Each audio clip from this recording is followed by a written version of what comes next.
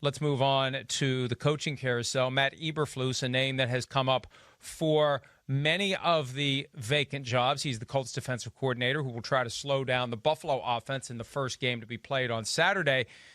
Reportedly turns down an offer to interview for the Texans head coaching job. And Charean, when I saw that today, after we finished PFT Live and I was catching up on some of the stories that were out there and what we were writing and what we were thinking about writing, that to me was significant because that meshes with my perception on the situation. If you have options, you're not taking the Texans job because other options are going to be better because right now the Texans have plunged into full-blown dysfunction with Jack Easterby somehow acquiring even more power despite no credentials or qualifications, all due respect, and this Deshaun Watson situation where he's not happy with the team, and there are now multiple reports that confirm in many different ways how he's not happy with the team, and it just feels like it's a matter of time before he asks to be traded.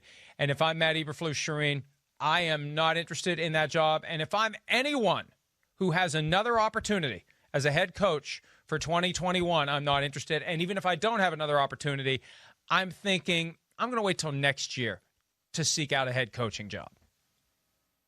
Well, and that's what I was going to say, Mike. You go back to Sean Payton interviewed with the Raiders. They offered him the head coaching job way back when, and the Cowboys talked him out of it. And they said, that's not the place for you to go.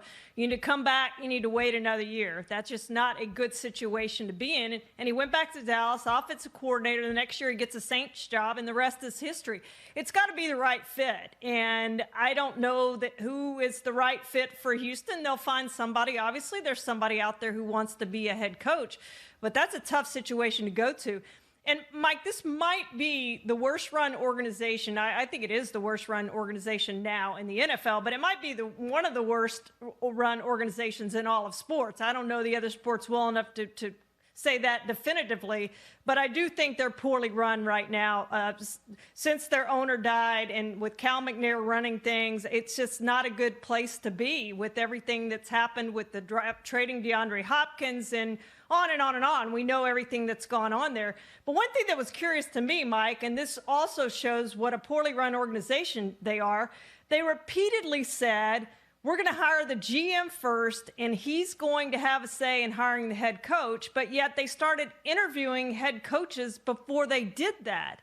And I don't know who made the call to Matt Eberflus or his agent to ask about interviewing him, but was that done before they hired their GM or after they hired their GM? But either way, it's a messed up situation in Houston.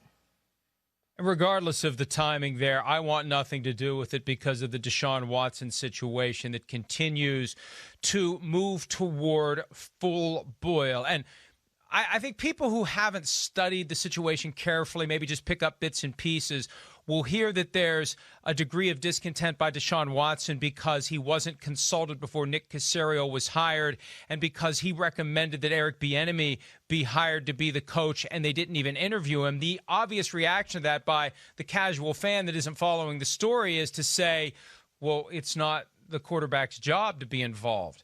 The difference is the Texans made it clear to him that he would be involved. Here's Cal McNair from the press conference that introduced Nick Caserio earlier today as the general manager, talking about the extent to which Deshaun Watson had input in these key hires. I've come to understand that it's been reported that Deshaun feels left out of the process, that he and I had several visits, and I understood his point of view before meeting with candidates.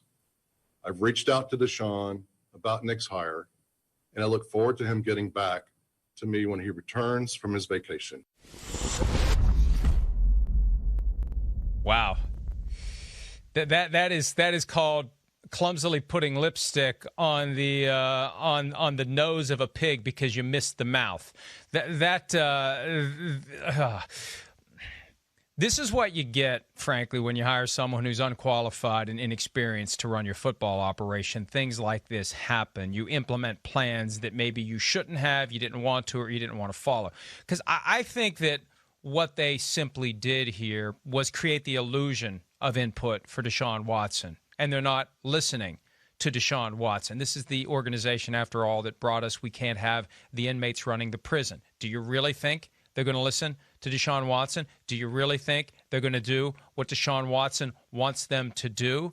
They believed, I believe, that they would be able to kind of smooth it all over and talk it all through. Well, that bridge has been crossed. And the question is, has the Rubicon been crossed in Deshaun Watson's mind? Is there a way to go back from this? That's why if I'm Matt Eberflus, no thank you. If I'm any other candidate other than Eric Bieniemy who's not getting an interview, my position is no thank you. Unless you can tell me a detailed plan for how you're going to deal with this. And there's two ways to deal with it. One, you find a way to get Deshaun Watson happy again. Two, you find a way to move on from Deshaun Watson and get a Herschel Walker type of a trade package for him, because unlike Herschel Walker, Deshaun Watson would actually merit that type of return, Charean. Well, Mike, if I'm a serious candidate for this job, I want to talk to Deshaun Watson. If the Texans want me, I've got to talk to Deshaun Watson before I take this job, because if you don't have a happy quarterback, you're not going to have a very good team, because you look at the talent on that team and there's not a whole lot there. That defense is in tatters. It's got to be totally rebuilt. They don't really have a running back after the trade. They got David Johnson. There's still questions in the offensive line. There's questions at receivers. Will Fuller is a free agent. I mean, there's just so many questions on that team. This looks like a long rebuild to me, despite what Deshaun Watson did this season and despite how good he is. And I don't know that people realize that because their record's so bad. You have to have more than a quarterback. A quarterback can only take you so far. If the rest of the talent around you is that bad, you're not going to win many games. And they didn't win many games. And they've got a long way to go to try to get back to winning games and winning the division, frankly. So it's got to be a coach that, A, has no other options, or B, that Deshaun Watson wants. Otherwise, you're going to have a coach who's going to go in there and the quarterback's not going to be happy. And this is going to be a really hard job. Or see a coach who is confident in their plan for trading Deshaun Watson, even though they say they're not going to trade Deshaun Watson. And before we hear from Nick Caserio on that point, let me just say I'm impressed by the manner in which you powered through your answer, even though while fumbling through my phone, you may have heard the voice of O.J. Simpson, a video that was sent to me regarding his observations about recent events, including his own disagreement with the results of a verdict that was against him in the civil justice system. So sorry about that, but good job pushing through it. Here's Nick Caserio pushing through the answer to the question of where things stand with Deshaun Watson. I think each year is a new year. We're starting from scratch. And I think the most important thing for us is just to speak specifically to Deshaun.